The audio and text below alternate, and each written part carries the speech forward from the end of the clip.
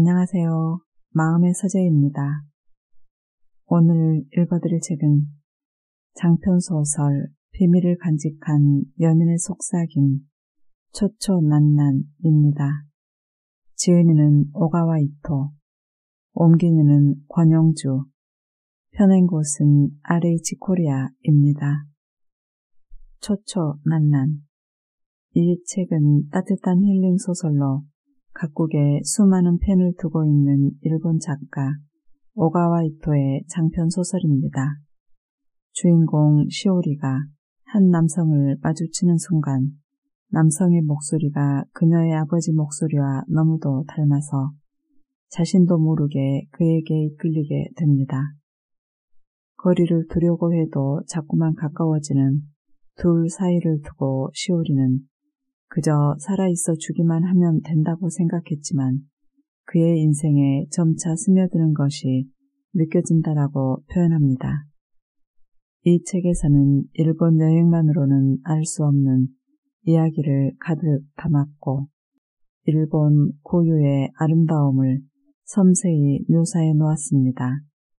사계절 속에서 피어나는 애틋한 사랑 이야기를 담고 있는 소설 초초난난이 여러분께 깊은 감동을 선사해 드리길 바랍니다.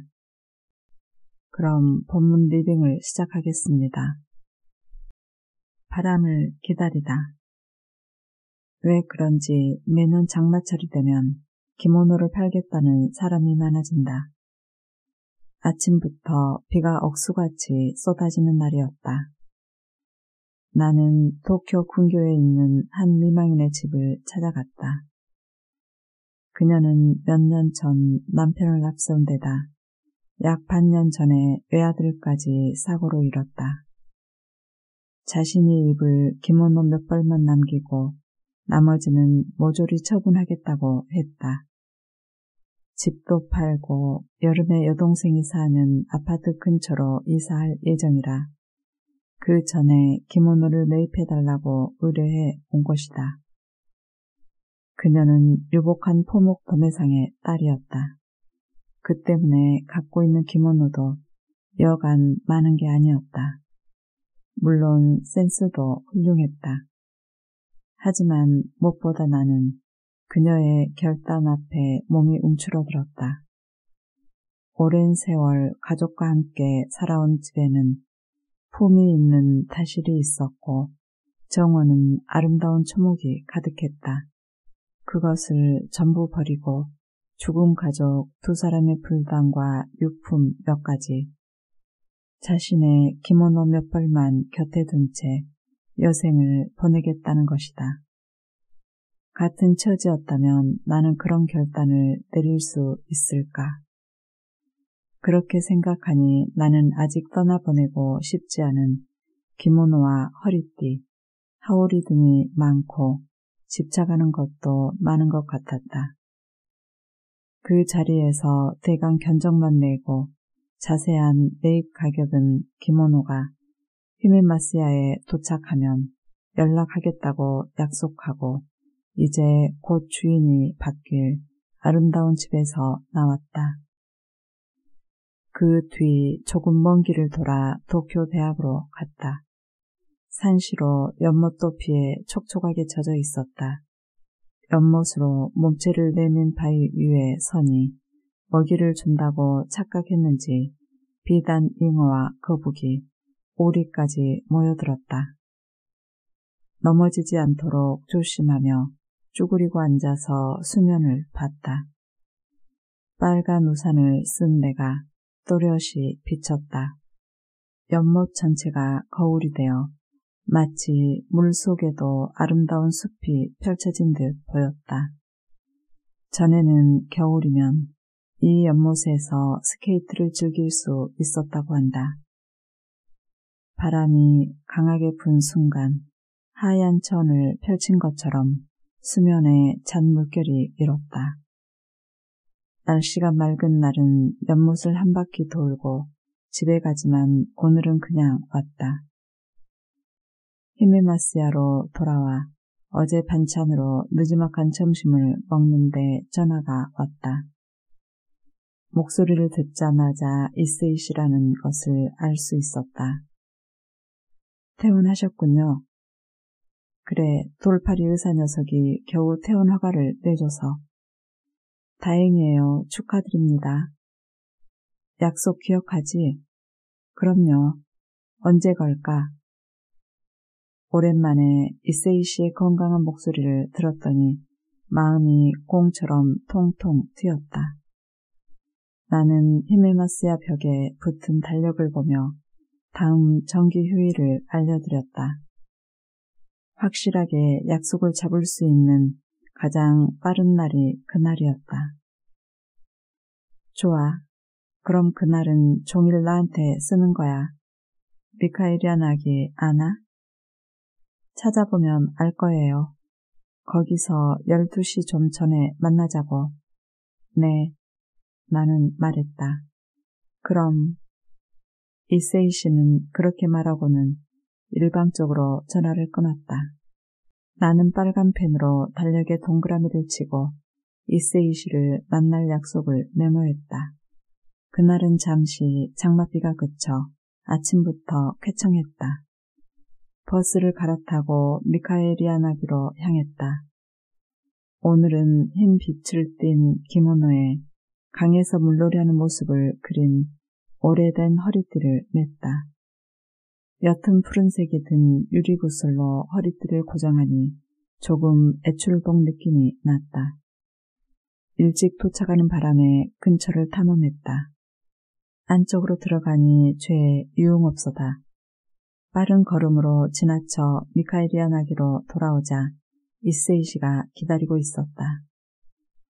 오늘도 옅은 색조의 멋진 기모노를 세련되게 입었다. 보토를 약간 삐딱하게 쓰고 오른손에 아름다운 지팡이를 들고 있었다. 오래 기다리셨어요? 나는 다가갔다. 이세이 씨는 무뚝뚝하게 그렇게만 말하며 한 손을 들었다. 기모노 입는 게 많이 늘었군. 나하고 커플룩으로 맞춰준 건가? 같은 기분이었나 봐요. 이세이 씨야말로 잘 어울리시는데요. 이러다 남들이 부부인 줄 알면 어쩌나. 온갖 여자들이 질투할 테니 조심하라고. 이세이 씨는 농담하며 걷기 시작했다. 역시 다리 힘이 예전 같지 않은지 지팡이에 몸을 의지하며 천천히 한 발짝씩 나아갔다. 나는 평소보다 보폭을 좁혀 이세이 씨의 조금 뒤를 따라갔다. 볕이 따가워 양산을 폈다. 튀김 덮밥부터 먹자. 이세이 씨가 간 곳은 미카엘이아나기에서 멀지 않은 곳에 있는 튀김집이었다. 시대가 느껴지는 중후한 가게는 완벽하리만큼 고색 장연했다. 바깥까지 맛있는 참기름 냄새가 풍겼다. 점심시간이라 손님이 많았다. 기름 탓인지 가게 전체가 거뭇하게 번들거리는 것처럼 보였다. 여기 튀김덮밥은 맛있다고 1899년에 창업한 가게의 맛이거든. 뭘로 할래? 정식도 있는데. 튀김덮밥 먹을게요. 그럼 튀김덮밥 2, 그리고 그릇하고 야채 장아찌도. 이세이 씨가 능숙하게 주문했다. 곧바로 입구 근처 주방에서 기름 소리가 들리기 시작했다. 갑자기 비가 쏟아지는 것 같은 무척 기분 좋은 소리였다. 가게 밖에 커다란 간판이 있잖아. 그거 말곤 전부 쇼와 1927년에 세웠을 때 모습 그대로라는군. 나보다 늙은 거야. 간판만은 전쟁 때 대포알 만든다고 가져갔다나? 그건 그렇고 여기가 어딘 줄 알겠어? 요시와라죠. 잘 아는군. 그렇지만 옛날엔 요시와라에 간다고 말하는 건 멋을 모르는 거였어. 그럼 뭐라고 말했는데요? 안에 간다고 했지. 나는 관심 있게 가게 안을 둘러봤다. 새우무늬를 넣은 불투명 유리도 커다란 골동품 시계도 다다미 방에 있는 근사한 닷집도 가까이 가서 얼굴을 비비고 싶을 만큼 아름다웠다. 모든 게 아직 살아있는 느낌이 들었다. 주문한 지 몇 분 만에 근사한 튀김덮밥이 나왔다. 양이 굉장히 많네요. 젊으니까 많이 먹어. 튀김이 하도 커서 그릇에서 넘칠 것 같았다. 어디서부터 먹어야 할지 알 수 없었다. 새우와 붕장어, 오징어와 야채 믹스, 고추, 나는 새우부터 베어 물었다. 바삭바삭한 튀김옷에 든 거대한 새우는 싱싱함이 느껴졌다. 달짝지근하면서도 짭짤한 소스와 아주 잘 어울렸다. 젓가락으로 튀김을 잘라 먹고 밥도 먹었다. 행복하네요. 이렇게 맛있는 튀김덮밥은 처음 먹었다. 붕장어도 신선해 연한 살에서 바다 내음이 나왔다. 튀김옷 자체가 맛있는 요리였다. 정신없이 먹고 있으려니 이세이 씨가 난 위가 작아서 라며 자신의 새우튀김 하나를 내 그릇으로 옮겼다. 저도 못 먹어요. 지금도 이미 배가 부른데요. 새우 한 마리 가지고 뭘. 이세이 씨는 그렇게 말하며 야채 장아찌를 맛있게 먹었다. 절대로 못 먹는다고 생각했건만 이세이 씨가 준 새우튀김을 포함해 밥풀 하나 남기지 않고 싹 다 먹었다. 지금 당장 허리띠를 느슨하게 풀고 눕고 싶었다. 몸을 똑바로 펴고 꾹 참으니 되레 배부른 느낌이 더 커져 한층 큰 한숨이 흘러나왔다. 가게에서 나와 소화할 겸 잠깐 걸었다. 땡볕이 더욱 따가워져 이세이 씨 팔체에 시커먼 그림자가 드리워졌다. 골목을 빠져나와 오래된 가게와 새 가게가 뒤섞인 상점가를 얼마 동안 나란히 걸었다. 평일 낮이라 쥐죽은 듯 고요했다. 같은 시타마치 지역이라도 야나키와 분위기가 꽤 다르다. 곳곳에 보이는 축제 관련 상점에서 축제를 좋아하는 동네라는 것을 알 수 있었다. 어린이용 작은 저고리며 버선이 귀엽다. 이세이 씨도 축제에 자주 가세요? 그야 이 부부는 맨날 축제인데다가 아버지 일 때문에 아사쿠라로 온 거니까. 한동안 여기서 산 적도 있어. 나무 시장이 설 때면 게다 소리가 하도 시끄러워서 밤늦게까지 잠을 못 잤다니까.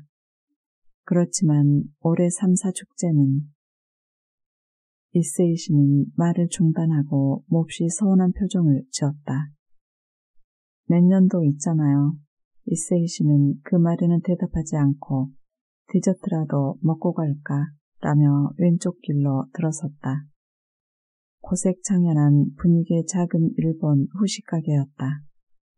우리가 들어가니 다다미 방에서 직장인이 텔레비전 화면을 올려다보며 빙수를 먹고 있었다.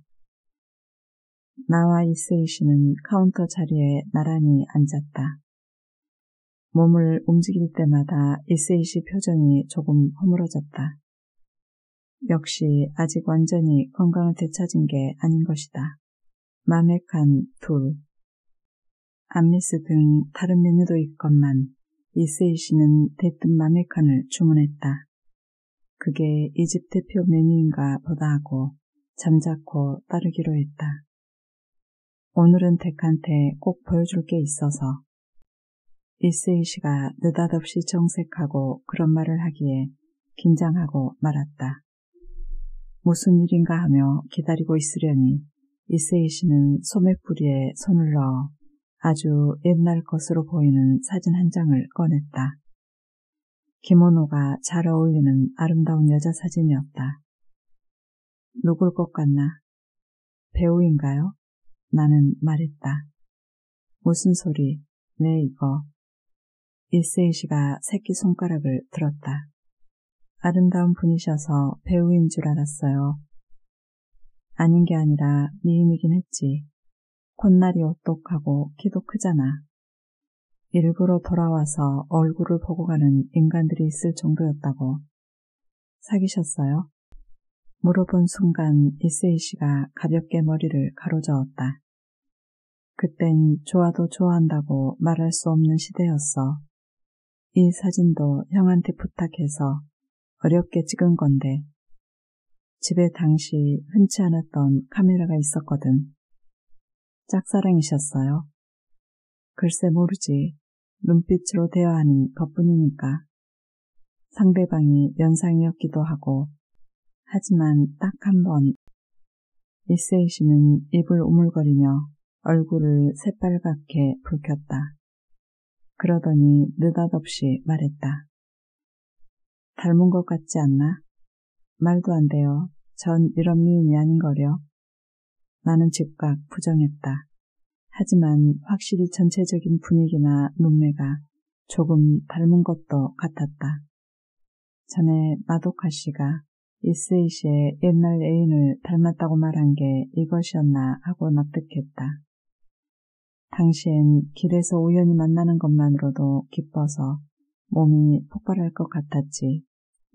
가까이 가면 뭐라 말할 수 없는 좋은 향기가 나는 거야. 웃으면 보조개가 피는 게 생각만 해도 잠을 설쳤다니까. 성함이 어떻게 되세요? 야요이였어. 진짜 인기가 많았지. 그렇게 말하고 이세이 씨는 다시 아무렇게나 사진을 집어 소매 속에 넣었다. 마침 만미칸이 나왔다. 텔레비전 뉴스쇼에서는 최근 길 가는 사람을 무차별하게 칼로 찌른 용의자에 관해 보도하고 있었다.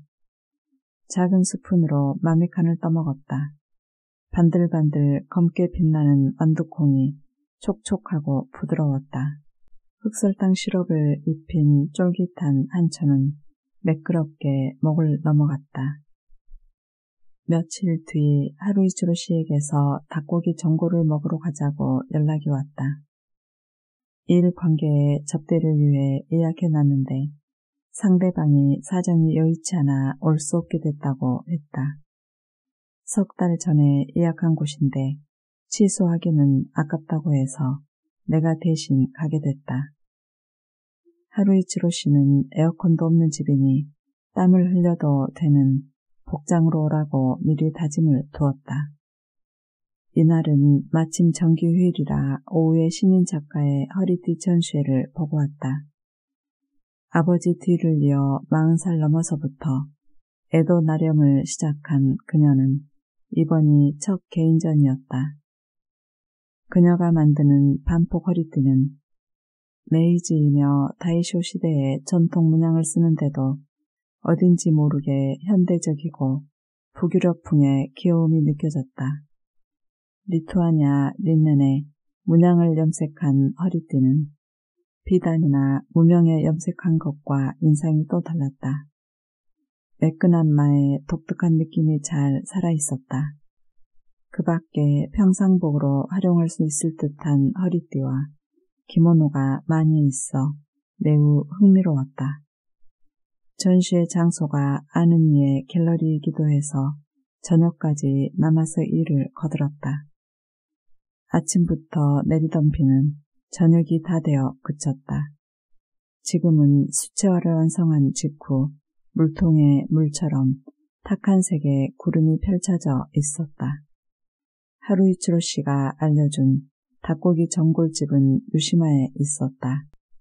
약속 시간까지 시간이 좀 남았기에 타이지에서 커피라도 마실까 생각하며 우에노까지 갔다.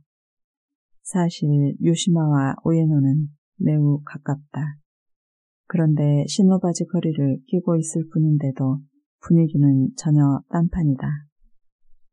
우에노 일대가 번잡하고 유흥업소와 호텔이 늘어선 데에 비해 유시마는 조용하고 차분하다. 덴진시타 교차로에서 기리도시 고개를 조금 올라가면 유시마 덴만 궁이고 더 가면 광대한 도쿄 대학 캠퍼스가 펼쳐져 있다. 하루이치로 씨와 가까워지면서 갑자기 유시마가 익숙한 곳이 됐다. 허리띠, 끝목, 조리, 기모노 우에노에 있는 고풍스러운 점포의 쇼윈도를 구경하며 천천히 골목을 산책했다.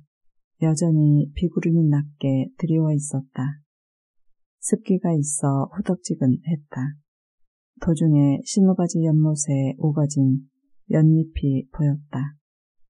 조금 더 있으면 근사하게 꽃이 필 것이다. 땀을 많이 흘려도 괜찮도록 오늘은 마 기모노를 올해 처음으로 꺼내 입었다. 허리띠는 배가 조이지 않게 해코 허리띠를 느슨하게 맸다. 바람이 부를 때마다 기모노의 실과 실 사이로 공기가 통하는 게 기분 좋았다. 마 기모노도 무명 기모노처럼 집에서 물빨래가 가능하다. 그래도 아직 시간이 남았기에 유시마 덴만궁에 들렀다. 어느 비탈로 올라갈까 망설이다가 골목으로 들어가 여자 비탈로 천천히 걸어갔다. 마침 나고시노 하라에로 커다란 띠고리가 장식되어 있었다. 액마기를 위해 하루이치로시 목까지 합쳐 팔자 모양으로 띠고리를 지났다.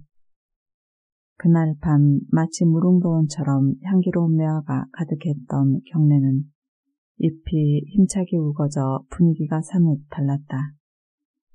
약속 시간에 맞춰가니 이미 하루이치로 씨가 와 있었다. 음식점은 구 이와사키 저택바로 아래쪽에 있었다. 오래된 일본 가옥 한 채가 동그만히 있어 바로 알 수 있었다. 갑자기 나오라고 해서 미안해. 다다미에 정잔 하루이치로 씨가 나를 보자 가볍게 머리를 숙였다. 거의 한 달 만에 만난 것이었다. 저야말로 불러주셔서 고맙습니다. 나는 정중하게 말하며 하루이치로 씨 앞에 앉았다. 옛날 방이라 그런지 다다미 넉장 반이 넓게 느껴졌다.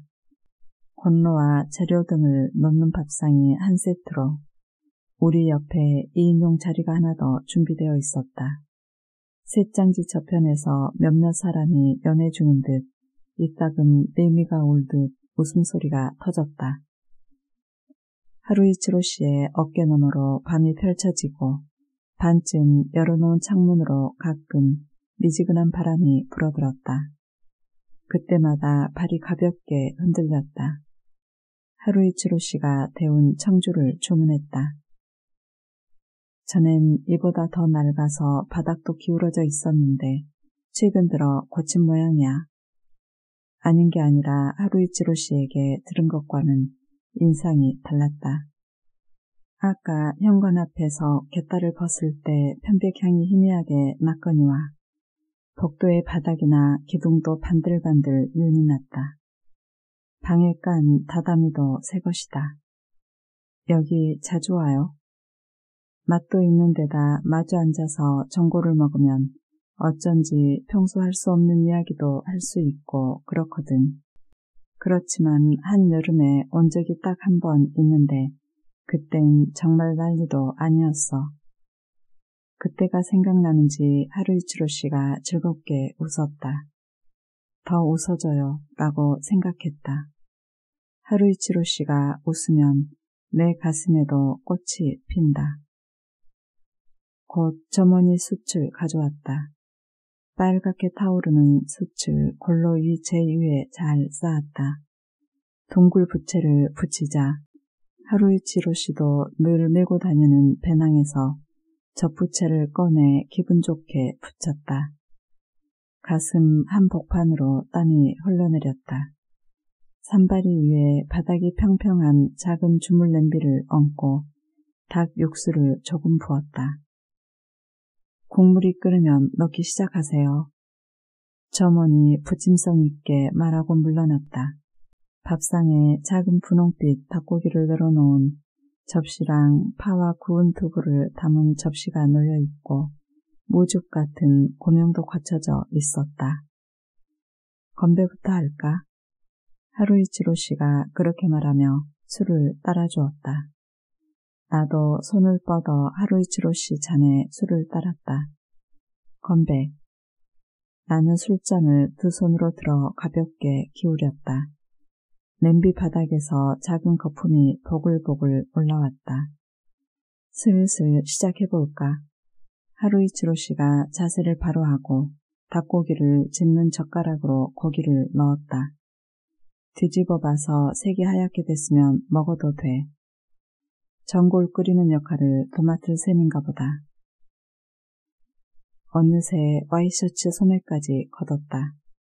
검고 다부진 팔이 접시와 냄비 사이를 오갔다.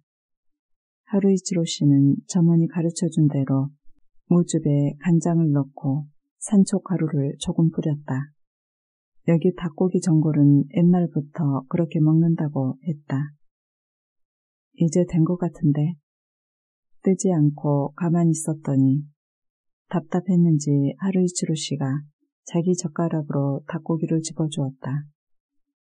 하루이치로 씨를 따라 무즙을 듬뿍 얹은 닭고기를 먹었다. 맛있다. 목소리가 저절로 몸 밖으로 나왔다. 그 순간 하루이치로 씨가 기쁜 듯 빙긋 웃었다. 자기도 맛있게 먹으며 고개를 연신 끄덕였다. 심플할수록 맛있다는 게 이런 거지. 정말 그러네요. 다음에 히메마스야에서도 닭고기 전골을 해먹어볼까? 그럴까요? 이런 근사한 골로가 있으면 좋겠는데. 나도 하루이치로 씨도 전골을 먹는 동안 웃음이 날 정도로 진지했다.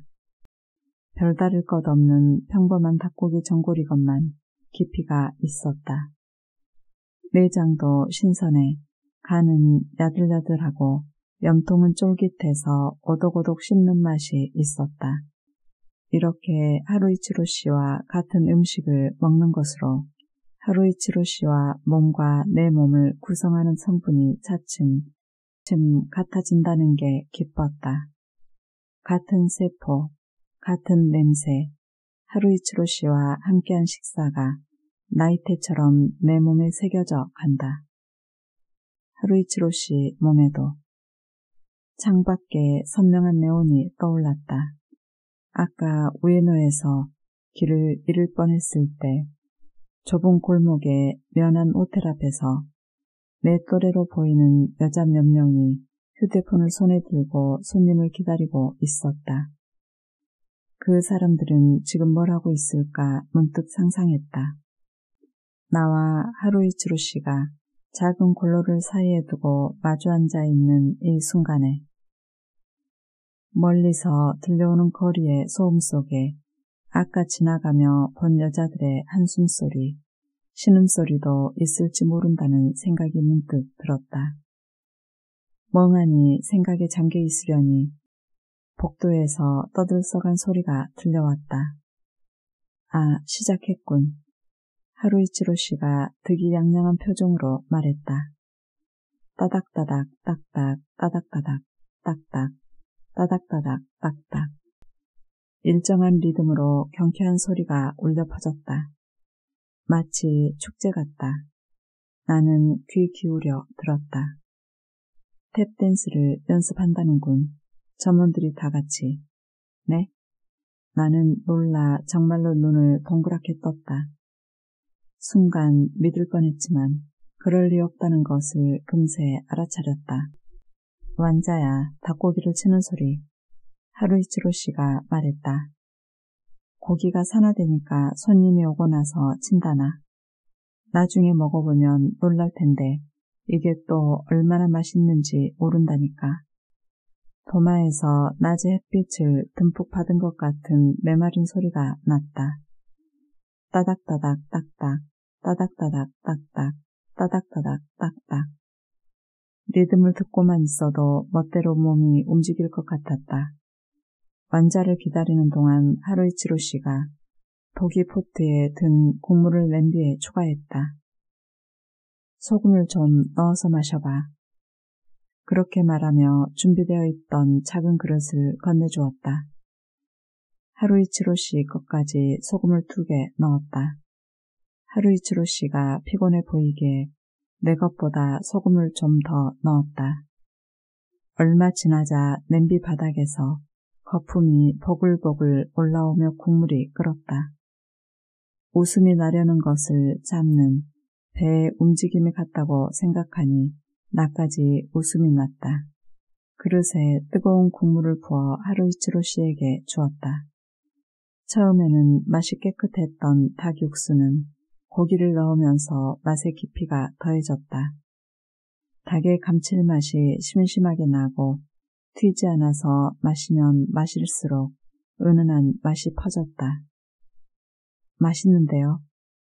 온 몸에서 불필요한 힘이 빠졌다. 하루이치로 씨도 후후 김을 불어가며 국물을 맛있게 마셨다.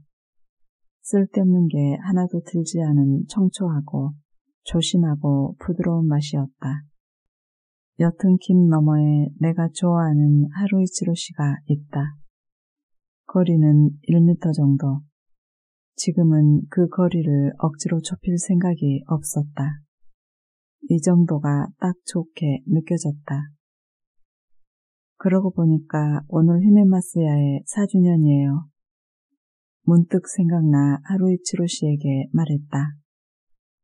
그런 건 더 일찍 말해줬어야지. 별일 아닌 것 같아서요. 변명하는 어린애처럼 점점 목소리가 작아졌다. 기념 세일 같은 건 안 해? 특별히 생각하지 않았는데 하는 게 좋으려나요? 인터넷 판매 같은 것도 할 거면 도와줄게. 고마워요. 최근에 동업자도 인터넷 덕에 매상이 크게 늘었단 말을 많이 듣거든요. 솔직히 부러운 마음도 있긴 한데 난 어쩐지 기모노나 허리띠는 새 주인한테 직접 건네주고 싶어서요. 시대착오일진 모르지만 어쩐지 내 손으로 직접 주면 그 사람이 더 소중히 다뤄줄 것 같아요. 옛날 사람이 정성을 담아서 손으로 지어낸 걸 함부로 취급하고 싶지 않은 것도 있고요. 물론 인터넷에도 마음을 담아서 하는 사람이 많이 있겠지만요. 단순히 귀찮은 게 싫은 건지도 모르죠. 조금 말이 너무 많았나 싶어 불현듯 입을 다물었다.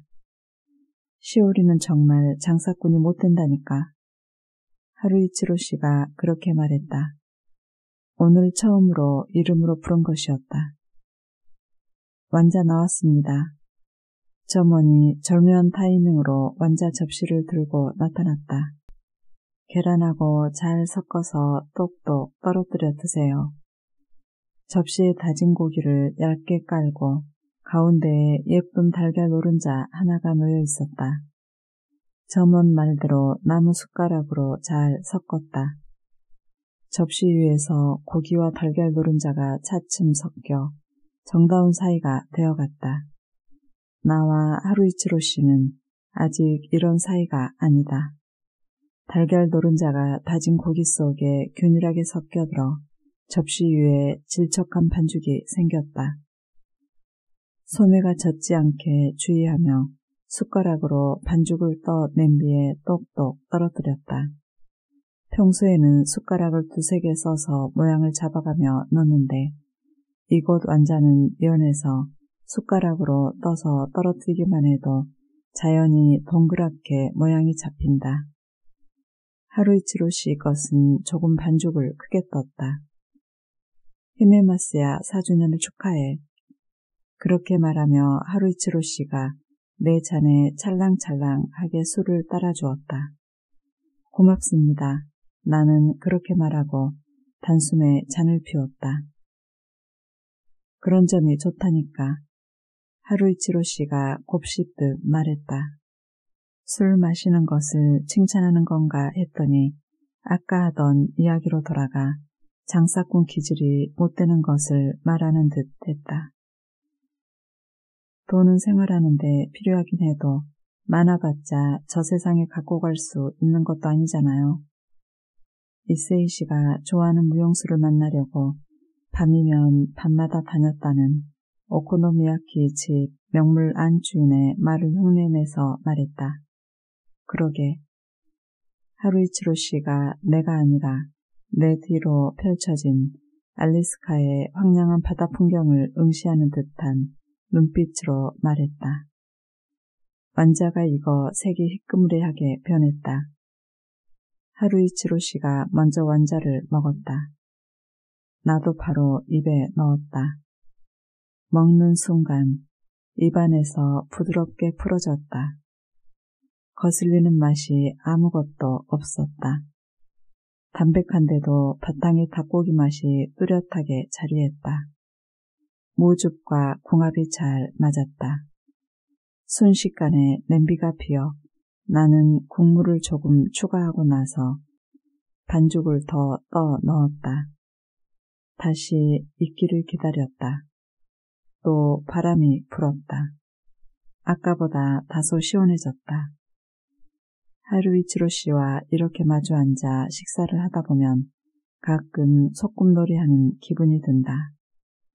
왜 그런지 둘 사이에 자리한 테이블이나 상은 늘 작다. 술잔도 그릇도 아담한 게 많다. 우리의 불확실한 관계를 상징하는 것 같다. 하루이치로 씨가 가까운데 멀었다. 멀 텐데 가까웠다. 남은 완자를 다 먹고 밥으로 마무리했다. 야채 장아찌도 함께 나왔다. 공기에 밥을 떠 소금을 살짝 뿌리고 국물을 넣어 먹었다. 처음엔 양이 작아 보였는데요. 나는 말했다. 나도 매번 이걸로 배불리 먹을 수 있나 싶은데 먹고 나면 충분히 만족스럽단 말이지. 간이 세지 않아서 그렇겠죠. 밥이 몸속으로 거침없이 들어갔다. 육즙이 배어나면서 국물 맛이 더욱 진해졌다. 미즈나즈 장아찌를 입에 넣자 갑자기 지난번 이세이 씨와 한 데이트가 생각났다. 왜 그래? 하루이치로 씨가 걱정스러운 표정으로 쳐다봤다. 미안해요. 이러고 있는 게 어쩐지 아주 사치스러운 일처럼 느껴져서요. 하루이치로 씨가 손을 뻗어 내 뺨을 부드럽게 어루만졌다. 분명 이세이 씨도 이런 식으로 야요이 씨와 마주 앉아 식사하고 싶었을 것이다. 식사를 마치고 나란히 밖으로 나왔다. 이 앞에 좋은 바가 있으니 거기서 한잔하고 갈까? 신호등이 파란불로 바뀌기를 기다리는데 하루이치로 씨가 하늘을 올려다보며 조용히 말했다. 앞머리가 바람에 살랑살랑 기분 좋게 흔들렸다.